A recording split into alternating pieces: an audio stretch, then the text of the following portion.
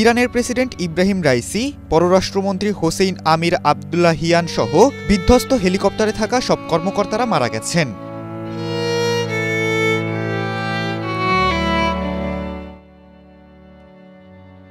ইরানি সংবাদ মাধ্যমের বরাত দিয়ে আল জাজিরা জানিয়েছে, বিধ্বস্ত হেলিকপ্টারে ছিলেন পূর্ব আজারবাইজান প্রদেশের গভর্নর মালেক রহমাতিও।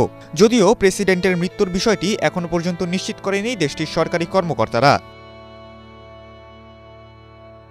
তবে নাম প্রকাশে অনিচ্ছুক ইরানের এক শীর্ষ কর্মকর্তা রয়টার্সকে প্রেসিডেন্ট রাইসি সহ হেলিকপ্টারে থাকা কর্মকর্তাদের মৃত্যুর সংবাদ নিশ্চিত করেছেন।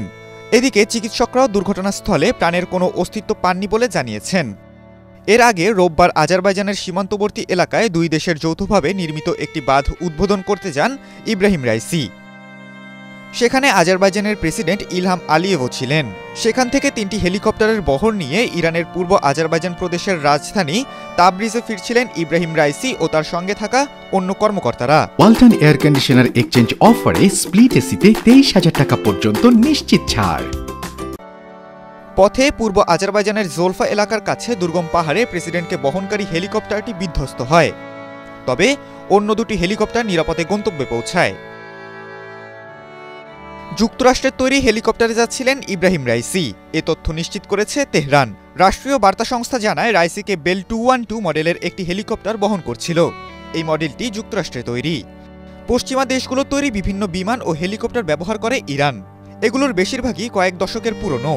খবরে বলা হয়, 1979 সালের বিপ্লবের পরে যুক্তরাষ্ট্রের এটি ইরানের কাছে বিক্রি করার কথা নয়। সেই হিসেবে উড়োযানটি অন্তত 45 বছর পুরনো। বহু আন্তর্জাতিক নিষেধাজ্ঞার জেরে অনেক সময় এসব উড়োযানের যন্ত্রাংশ সংগ্রহ করা সম্ভব হয়ে ওঠে না দেশটির।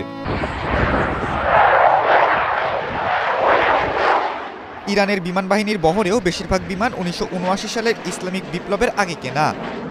এর আগেও আকাশপথে দুর্ঘটনায় দেশটির অনেক গুরুত্বপূর্ণ ব্যক্তি নিহত হয়েছেন। প্রতিরক্ষা ও বিভিন্ন সময়ে পরিবহন মন্ত্রী, ইরানের রেভলিউশনারি গার্ড ও সেনাবাহিনীর কমান্ডার বিমান বা হেলিকপ্টারে বিধ্বস্ত হয়ে প্রাণ হারিয়েছেন।